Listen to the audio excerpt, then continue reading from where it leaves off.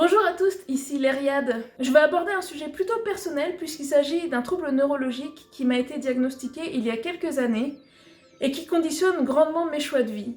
Il a aussi mené à la création de cette chaîne YouTube. Je vous explique ça tout de suite. Nous allons ici parler d'une altération mentale qui touche à peu près 4% de la population. Comme il n'y a pas d'altérations physiques qui peuvent être constatées et qui soient à l'origine des symptômes, on ne peut pas à proprement parler de maladie. De même, sa caractérisation en tant que trouble mental peut être fluctuante au cours de la vie des personnes concernées. C'est la raison pour laquelle je préfère employer le terme de neuroatypisme. Je m'explique, ce qu'on appelle aujourd'hui TDA, auquel on peut ajouter un H pour avec hyperactivité, correspond à un fonctionnement neurologique différent de 95% de la population. En gros, les personnes comme moi ne sont pas câblées comme la plupart des gens. Les autistes aussi sont neuroatypiques. D'ailleurs, ce sont des réalités neuropsychologiques qui peuvent être assez proches, notamment dans le cas d'autisme peu sévère. Alors, mécaniquement, les branchements ne sont pas les mêmes. Cool story. Mais du coup, ça fait quoi ? Vous avez sans doute entendu parler de ces enfants hyperactifs que les parents n'arrivent plus à contrôler. Dans l'imaginaire collectif, un TDAH, c'est ça.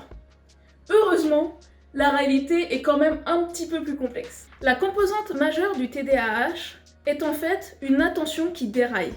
Alors quand je dis déraille, je parle au sens figuré du terme, c'est-à-dire sortir du sens commun. En effet, les personnes ont tendance non pas à manquer d'attention comme pourrait le suggérer le mot trouble, mais à l'orienter de façon assez bizarre. En fait, ils ne peuvent pas réellement la contrôler. Ça donne des enfants qui ont des tâches spécifiques à faire, comme leurs devoirs, mais qui vont tout du long se disperser et qui auront un mal fou à atteindre la fin de leurs tâches.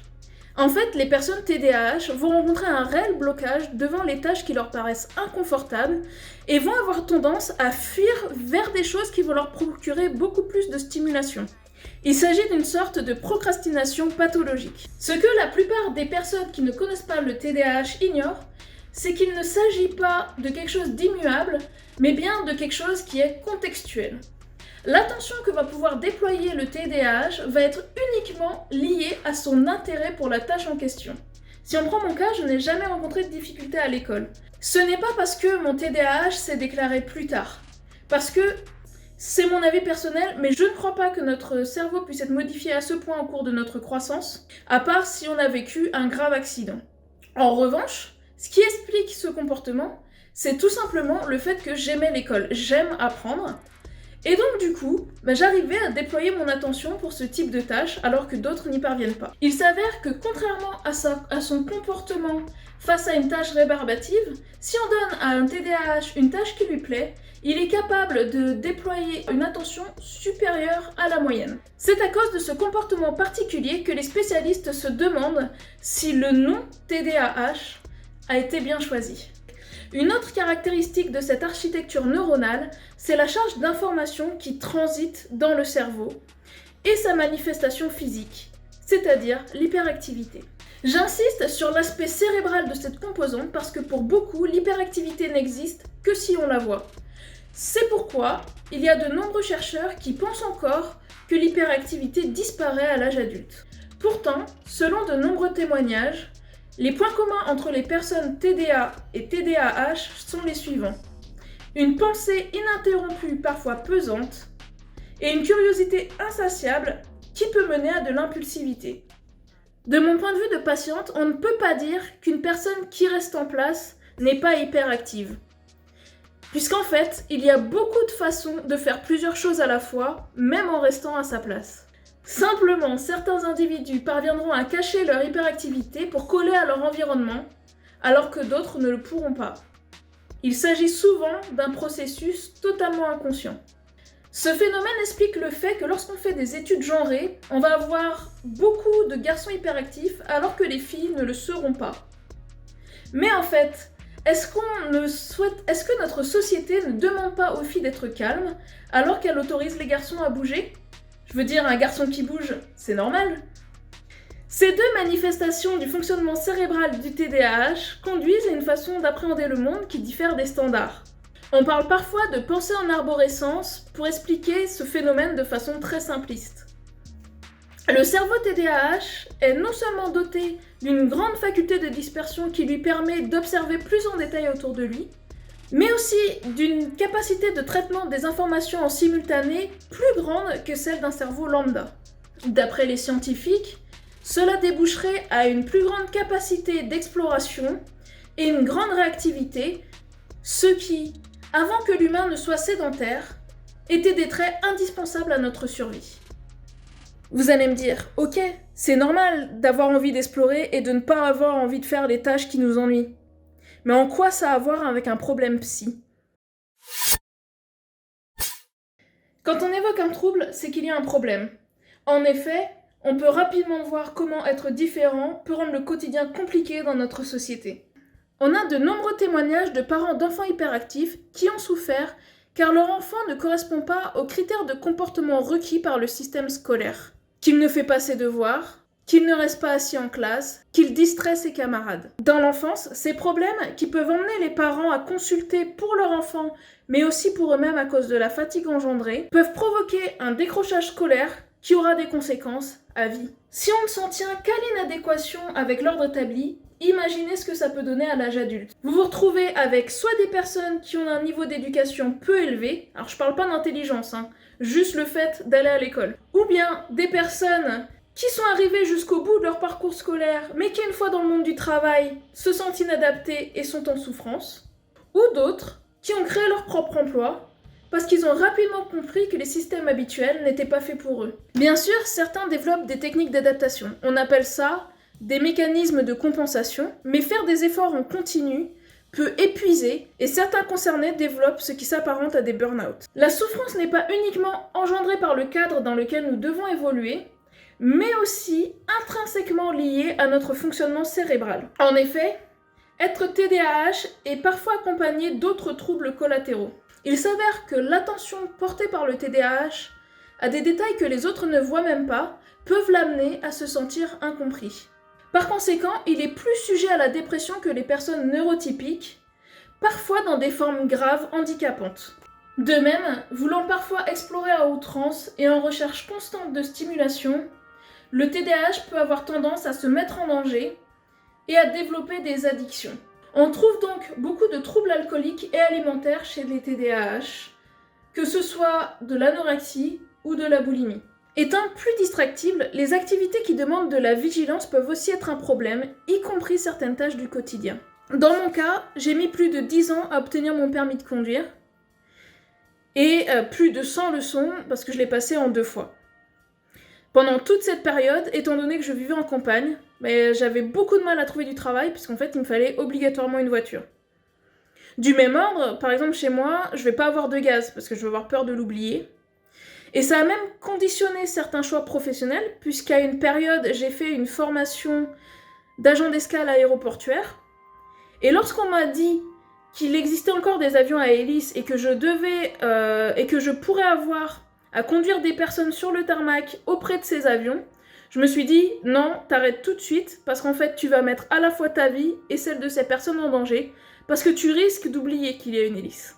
Si on travaille avec une hiérarchie, vous imaginez bien qu'on peut rapidement passer pour une personne incapable ou fainéante. Pour résumer, on peut dire que cette particularité neuronale est un trouble parce qu'elle occasionne des problèmes sur la santé des personnes concernées et des problèmes d'intégration d'ordre social. Être atteint de TDAH n'est cependant pas une fatalité. Si vous êtes concerné ou que vous suspectez l'être, sachez que vous pouvez vous faire aider. Déjà, il est impératif que vous soyez accompagné par un psychologue si vous présentez les symptômes dépressifs ou d'addiction que j'ai évoqués, car ce ne sont pas des choses qui vont se soigner d'elles-mêmes. Ensuite, dans un second temps, vous pourrez évoquer le possible TDAH avec votre praticien qui vous aiguillera s'il en a la possibilité.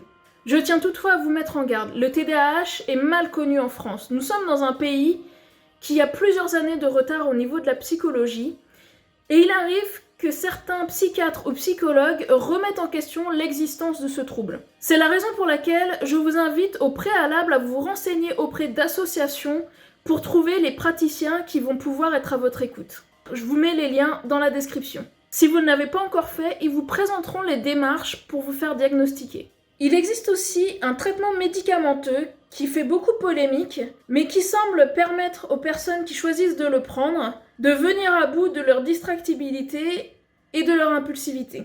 Ce médicament est remboursé pour les enfants, mais en France, il n'est pas remboursé pour les adultes. Une fois qu'ils ont été diagnostiqués, il y a des personnes qui choisissent pleinement de vivre leur particularité plutôt que de chercher à avoir l'air plus neurotypique. Pourquoi ?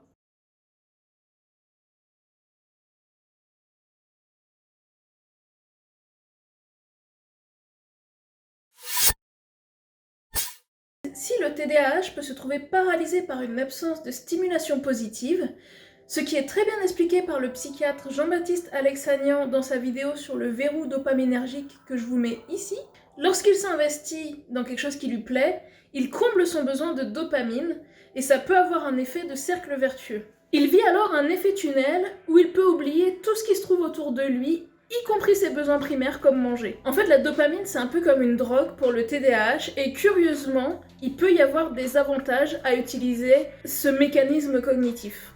De même, la distractibilité a aussi son pendant positif. En effet, quelqu'un qui voit plus rapidement les changements qui l'entourent est plus à même d'appréhender ces changements et d'y réagir. Il est donc à la fois plus réactif et plus adaptable, deux qualités qui sont très prisées dans le monde professionnel. D'autres particularités peuvent parfois se développer conjointement au TDAH. Les scientifiques peuvent mieux l'expliquer que moi, mais certaines particularités qui apparaissent dans le cadre du TDAH apparaissent aussi dans celui du haut potentiel intellectuel.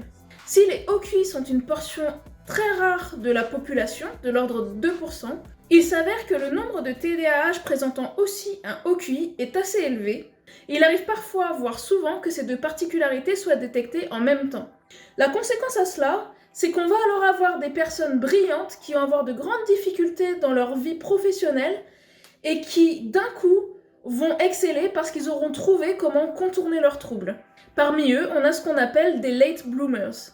Encore moins rare chez les TDAH, on va avoir un phénomène de multipotentialité. En effet, le fait d'avoir une grande aptitude à sortir de sa zone de confort et donc à être curieux peut amener à s'intéresser à beaucoup de domaines différents, mais aussi à rapidement s'enlacer si la stimulation diminue, c'est-à-dire si l'afflux en dopamine n'est plus le même. Dans ce contexte, pas étonnant que beaucoup de TDAH passent leur temps à changer de centre d'intérêt et peinent à trouver leur vraie passion. Cela ne les empêche pas de se lancer corps et âme dans leur nouveau coup de cœur lorsqu'ils en ont un. Le challenge dans ce cas, c'est surtout de maintenir cet enthousiasme sur le long terme. Cette tendance peut être vue à la fois comme un avantage et comme un inconvénient. Comme on a une personne qui change de discipline comme de chemise, si on se focalise sur un seul domaine, on a facilement l'impression qu'on est face à un incompétent.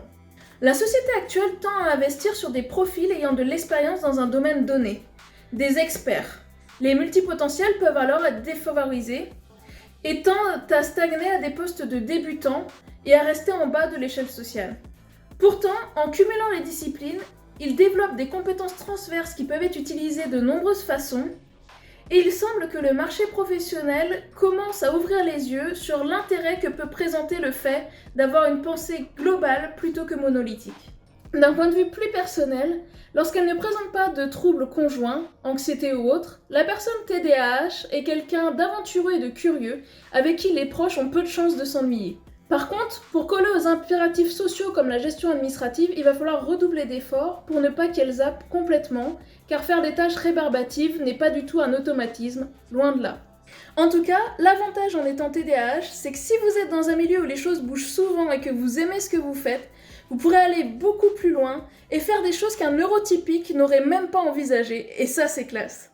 Le TDAH est à la fois un problème et une solution. Un problème parce que la société occidencentrale actuelle a été construite par des personnes neurotypiques et a tendance à exclure les autres. C'est d'ailleurs le cas pour d'autres différences aussi. Une solution parce que ce fonctionnement est apparu pour résoudre des défis auxquels nous étions confrontés par le passé et qu'il pourrait bien servir aussi à résoudre les grands problèmes complexes qui vont se poser à l'avenir et pour lesquels on aura à la fois besoin d'une expertise et d'une vue d'ensemble. Je voulais faire cette vidéo pour vous sensibiliser à la question des troubles psychiques. Être différent est difficile pour plein de raisons, et cela influe sur nos chances de réussite dans la vie, surtout si on coche plusieurs croix dans le bingo des privilèges. J'ai été diagnostiquée il y a 5 ans, et il m'a fallu ces 5 années, dont 2 avec un suivi psychologique, pour comprendre l'impact qu'a ce trouble sur ma vie. Je suis TDAH et multipotentiel. Mon CV ressemble à la fois à un gruyère et à un catalogue d'expériences diamétralement opposés. Mais si je suis avec vous aujourd'hui, c'est parce que je ne travaille plus. En fait, le trouble a pris le pas sur l'enthousiasme et j'arrive plus à m'adapter à des milieux professionnels conventionnels. Du coup, plutôt que de rester les bras croisés, j'ai décidé de mettre à profit ma curiosité pour créer cette chaîne YouTube. Et j'espère que malgré mes difficultés à tenir un agenda, ces vidéos me permettront de m'évanouir. Non, pas du tout. Du coup, plutôt que de rester les bras croisés, j'ai décidé de mettre à profit ma curiosité pour créer cette chaîne YouTube. Et j'espère que malgré mes difficultés à tenir un agenda, ces vidéos me permettront de m'épanouir et de découvrir la ou les passions qui vont me permettre d'avancer. Si vous voulez me soutenir, je vous invite à liker cette vidéo et à vous abonner à ma chaîne, ainsi qu'à poser des questions dans les commentaires et j'ai hâte de voir ce que vous avez pensé de cette vidéo. N'hésitez pas aussi à partager cette vidéo, il y a peut-être des personnes de votre entourage qui pourraient être intéressées. J'ai aussi ouvert un compte Tipeee si vous voulez me soutenir plus matériellement. J'ai voulu aborder le TDAH du point de vue du patient, parce que je ne suis pas une professionnelle de la santé. Si vous voulez compléter mon propos, je vous invite à consulter les liens qui sont dans la description. Ce sont mes sources, alors il n'y a pas tout parce qu'en fait ça fait plusieurs années que je fais des recherches sur le sujet, mais il y a les choses que j'ai trouvées plus récemment. Je vous invite aussi d'ailleurs à consulter les chaînes de Fou de Normandie et PsychoQuack parce que ce sont des mines d'or concernant la psychiatrie. En tout cas, merci beaucoup d'avoir regardé cette vidéo. Moi je vous dis à la semaine prochaine, c'était Laria Jenkins. Bye bye mes soleils!